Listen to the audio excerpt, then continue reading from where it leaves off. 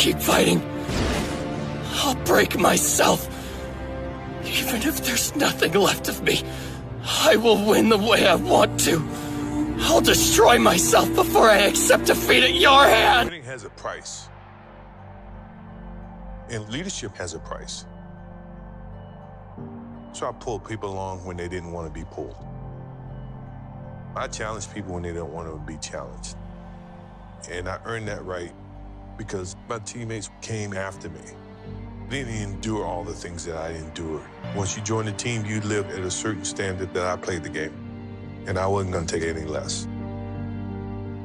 Now, that means I had to go in there and get in your ass a little bit, and I did that. What's good, YouTube? It's your boy, Trev, and I hope you guys were as motivated as I was from watching those clips, because I'm not going to lie to you. I'm on my way to the gym, and I was not about to go today because I woke up late, and, I'm tired. I had a long day at work the other day, and I was about to take a day off. But, I watched those two clips because I got motivated because, whenever I see things that motivate me, I get my ass up and I get myself in gear. Because sometimes you need that reminder to keep going, to keep grinding, to keep getting at it. And, sometimes it's like that for me. And, when I watch certain athletes I like, or I watch certain animes I like, or certain media that I like, sometimes it just makes me want to have that call to action, if you guys know what that means from a writing perspective.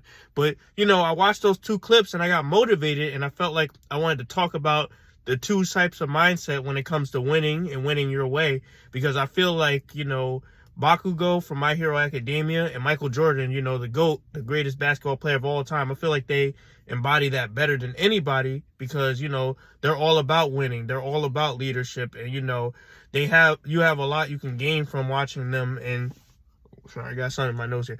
You can gain a lot from watching them in action because, they lead by example. They don't take no for an example, and they want to be the best. They want to be number one. And, they don't give a damn what anybody says. They want to lead the pack. So I wanted to talk about the pros and cons of those types of leaders and, just kind of go into it and, just use some examples from my personal life and some challenges I've faced as a person trying to be a leader or number one. So without further ado, I'll start by talking about, the GOAT, Michael Jordan, because, he's the GOAT for a reason. We all consider him the best basketball player of all time for a reason. As in that clip, he that I just showed you, he basically talked about how he had to challenge people and push them to their absolute limit because he had a certain standard for himself and he wanted to have a certain standard for his team. And, that's a great leadership style that can lead to a lot of success, that can lead to a lot of glory, that can lead to a lot of people developing in excellent ways and becoming better than what they originally thought because, we all have a limit. But when we break that limit, we're open to the greatest possibilities. And, I feel like Michael Jordan, his leadership style and that perspective has a lot of benefits. And you can see that with the Bulls. They're iconic. Michael Jordan's iconic. There's even a movie out called Air, if you guys watched it, that shows you how Michael Jordan signed to Nike. It's a great movie. There's a lot of Michael Jordan in the world right now because of his drive to be successful, his drive to be a leader, and his drive to push others, because that's why the Bulls have 6 rings. That's why Michael Jordan is Michael Jordan. That's why there's Jordan everywhere you see it. And, his leadership style is just a great thing that we can all learn from, especially if we're trying to push to that next level in our professional and personal lives. But, there's a downside to that leadership style because, from my time playing sports, I've dealt with people with the kind of Michael Jordan personality, and I have it to a degree, but I'm not as skilled as Michael Jordan. So I'm more of a person that I'm more of a gritty type of athlete. I'm more of the underdog type of athlete, like a Rocky. I'm a hard worker, but I'll never be that Michael Jordan level of excellency. But, I've played sports with people who have that same Michael Jordan mentality and the skill to back it up. And the cons of that leadership style is they're an asshole. They're egotistical. They'll get in your ass, like Michael Jordan said in the clip. And some people, they can't handle that and they break under that pressure.